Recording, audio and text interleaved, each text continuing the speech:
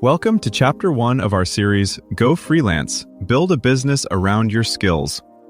In this episode, titled, Is Freelancing Right for You? Honest Assessment, we'll explore your personal motivations for taking the freelance plunge and help you determine if it's the right path for you. So, let's dive in.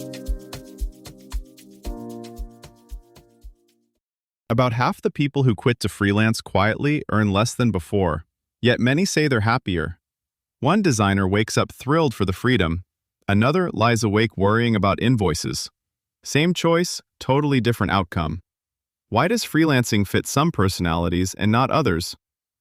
46% of freelancers say remote work is the top benefit, yet the same freedom that feels amazing to some can feel like free fall to others. The real question isn't, can I freelance, but do I actually want the trade-offs that come with it? Today isn't about hyping the lifestyle or scaring you away. It's about an honest stress test, how your habits, money situation, and support system would hold up if the structure of a job disappeared tomorrow. We'll look at 3 pressure points: how you behave when nobody is watching your work, how your finances handle unstable income, how you cope when you're stuck, rejected, or isolated. Think of this as checking your systems before you fly the plane, not judging your worth as a worker. Some people cruise through that stress test because they've quietly been training for it without realizing it. Maybe you've already negotiated deadlines with a tough boss, juggled a side project after hours, or managed a household budget through an uncertain period. Those experiences are like previous reps that reveal how you handle ambiguity, responsibility, and money when the guardrails loosen. Instead of asking, "Am I cut out for freelancing?" we're going to zoom in on what your real-life behavior already says about how you'd handle leads, lulls, and long stretches of working on your own. Here's where we zoom in on 3 signals your real life is already sending you about fit. First, your self-starting signal. Look at moments when there isn't a clear script. When you're given a loosely defined task, do you tend to freeze until someone clarifies it, or do you sketch a plan and move? Think of the last time you had to learn a new tool or workflow on short notice. Did you wait for a formal training, or did you piece it together from docs, YouTube, and trial and error? Freelance work often arrives undefined. Your default reaction to fuzzy instructions now is a preview of how you'll feel facing a new client brief or a market you don't fully understand. Second, your money stability signal. Don't just ask, "Could I live with variable income?" Ask how you already behave with money. When you get an unexpected expense, do you go straight to panic or to, "Okay, what can I adjust?" How often do you actually open your banking app or look at a simple budget? People who do well on their own aren't fearless, they're familiar with their numbers. You don't need a giant cushion to start exploring, but you do need the habit of looking reality in the eye instead of guessing. Third, your connection and resilience signal.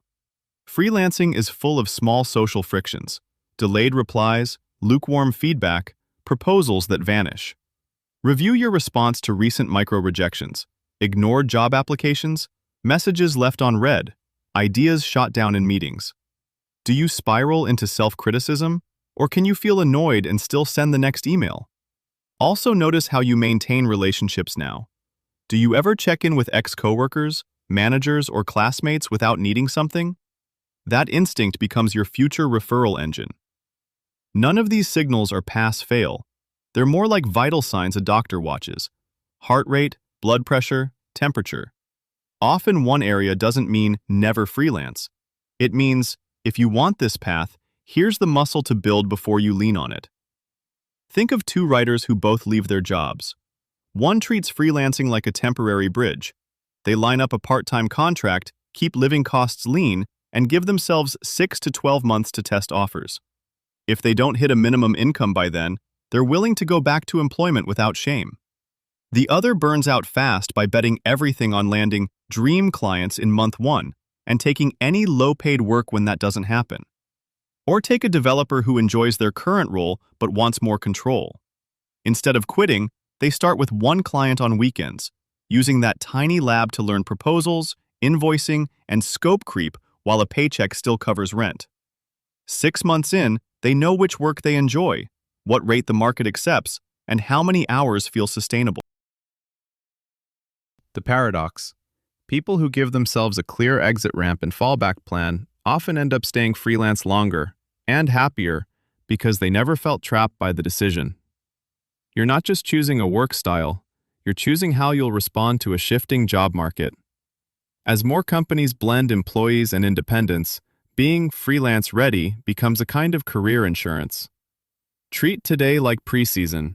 Study how your skills could plug into project-based teams, learn one AI tool that amplifies your strengths, and note which tasks you'd still want to do if titles disappeared and only outcomes mattered. That's your signal for where to experiment next. Treat this as a pilot episode, not a life sentence. You can test the waters with a single paid project, a tiny retainer, or a 3-month trial alongside your job. Like turning the heat up slowly on a sauce, you'll see how your finances, energy, and curiosity respond.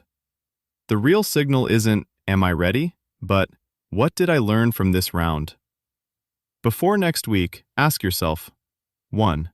If I had to replace my current income within 12 months through freelancing, which 1 to 2 services, for example, podcast editing, email copy, Notion setups, would I realistically be confident selling, and why those specifically? 2. Looking at my last 2 weeks, where could I have carved out a consistent 5 to 7 hour client work block, early mornings, evenings, weekends, and would I actually be willing to protect that time if I had a paying client? 3. Which part of freelancing scares me most right now? Pitching myself, inconsistent income, or working alone? And what's one experiment I'm willing to run this week, like sending one warm email, talking to a current freelancer, or mapping my bare minimum monthly expenses, to test whether that fear is as big as it feels? This was Owl Up, your daily step forward. To keep learning with structured courses and more insights, go to owlup.co. Until tomorrow!